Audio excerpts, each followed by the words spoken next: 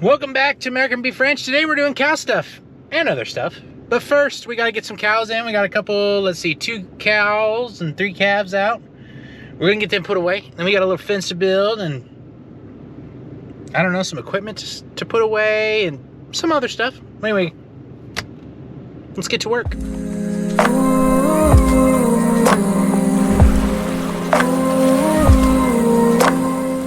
Welcome back to the channel. You know what to do. Make sure you guys like, subscribe, comment. Get down in the description, check out the link, support the channel. We appreciate it. Anyway, like I said, getting some cows in. They're out. So this guy, obviously his mother is right there, but this guy's out. And we're going to run him around the corner. So got him going the right way. Jump back in the pickup truck and get him put away.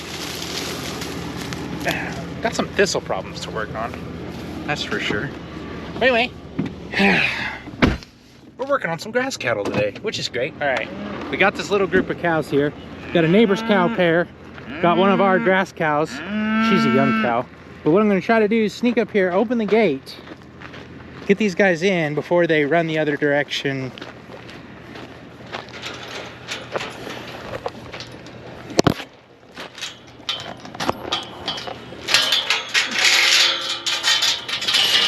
Push that open.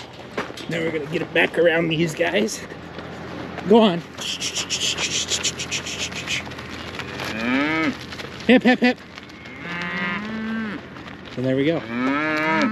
Just like that. You guys may notice some junk over here. It's what I call the dark side of the ranch.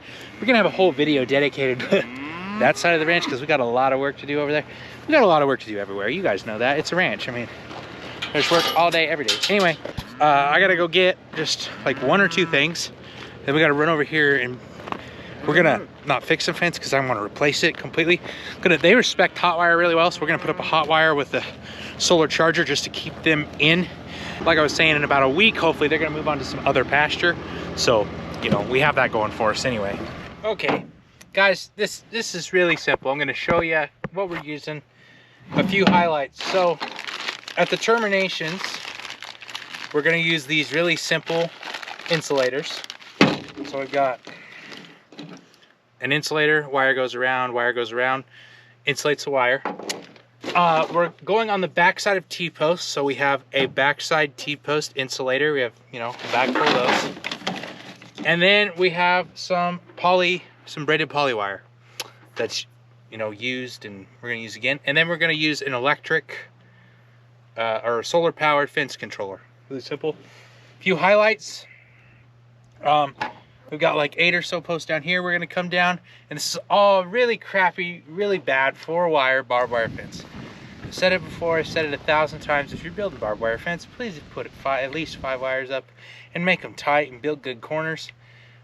Honestly, a barbed wire fence needs an electric wire at least to help keep pressure off, because animals will rub and they'll have their way with it. Honestly, anymore, I am a firm believer in electric fence.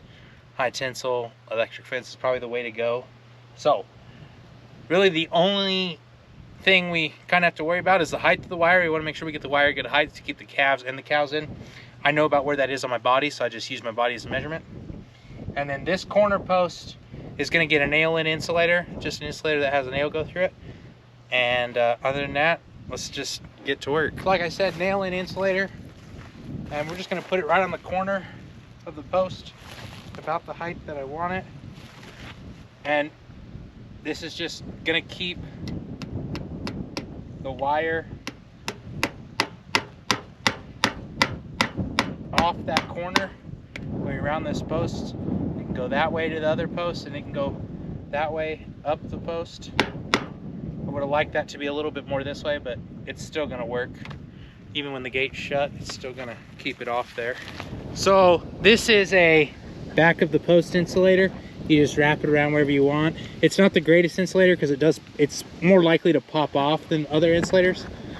But where this is a very temporary setup, it's okay. So I'm gonna get these put on all our posts and then we'll start stringing some wire. So what I'm doing right now is just setting up for the termination insulators, keep my wire cut. Literally all you need is a knife. This one's so dull, but I have a steel post that I'm going to use on the one end, so I don't need as much. And then I'm going to give myself quite a bit for the other end. So this one's going to stay here. If I needed to, I could stick it in my pocket. This isn't a very long stretch, so I'm just walking today. But, so I'm going to take an insulator.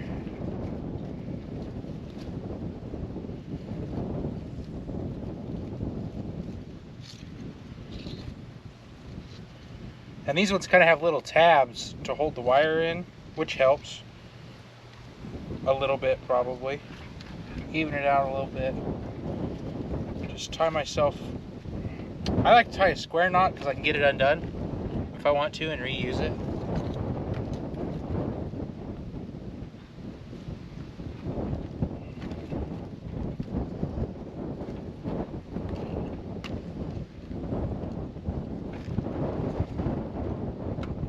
So basically now there's a loop there, and then I'll run the other wire through it, and then we'll string it out.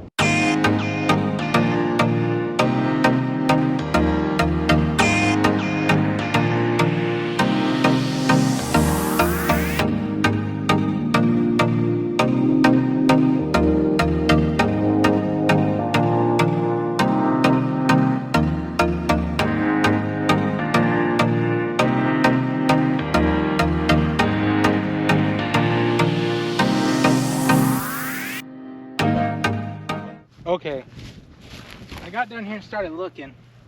I think I'm just going to tie off to this wire, this barbed wire down here instead. But same concept. Basically, you just tie a knot. It's not like this is rocket science. So we'll tie a knot in that and run my tails up here so they don't have a chance of getting caught in the electric wire. Then I'm going to take my hot wire, pull it tight, run it through the insulator. You know, put some good tension on it.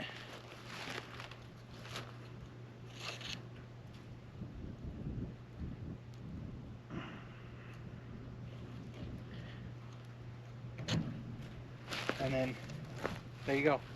My tail, typically, I just wrap it up.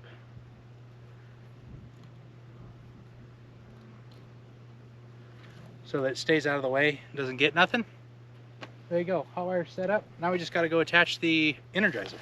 Before I mount the Energizer, I did want to mention that if you are putting a hot wire on a barbed wire fence, which is not the best idea because of grounding, but anyway, I do like the standoff insulators just because as fences, you know, move around, you know, there's a chance, or a greater chance when that wire is really close, that it could ground out, or greater chance of that. So if you have them stood off a little bit, you have a little more leeway. A cow, a lot of times what I see is cows will go into the hot wire part, but that hot wire will shock them and they'll back up, but that wire then gets caught on a post or caught on a wire, and so it grounds out. So really it's a good idea to have them pushed away just a little bit, so by the time they hit it, hopefully, or get hit by the electricity, hopefully they don't run into, or run the wire into a barbed wire or a post. So, okay, so I got my electric charger. This one just has a slot back here, just slides on a T-post, so it's pretty handy. We connect this wire to our hot wire, and then we got to pound the ground rod in. Really pretty simple. So let me get all that done, and then we'll make sure it shockies. Okay, I got my ground rod pounded in and it wrapped up. So this wire, this poly wire, is poly braid, which is important because poly wire is not very good. Poly braid is really good. It's two different kinds of wire. You want the braided stuff, it works a lot better. It's got like 9 filaments in it, so it's really shocky. So this one's pretty easy. Turn it on and it should beep red. That means we're good. So we're shocking. And I'm not gonna touch it and find out because I don't like getting shocked by electric fence, and that's the idea here. The cows don't like getting shocked by electric fence either, so they stay where they're supposed to, generally. On to the next thing. Oh, it's a nice evening. Cooled off and not so bad. So we're gonna take the 2+2 IH6588 and John Deere 8100 grain drill and a roller harrow. We're gonna go get it unhooked, and the reason it's even hooked up we will talk about, because I didn't show this or video this because I was kind of in a hurry, and it was, yeah, anyway. So we're gonna go get this unhooked and then we'll talk about what we used it for. Behind me here you'll see one of our hay fields. Now this hay field in particular is pretty special because it's kind of a mix of grasses, something you would probably call a regenerative mix of grasses. There's 4 or 5 different grasses and there's 2 different legumes in this mix.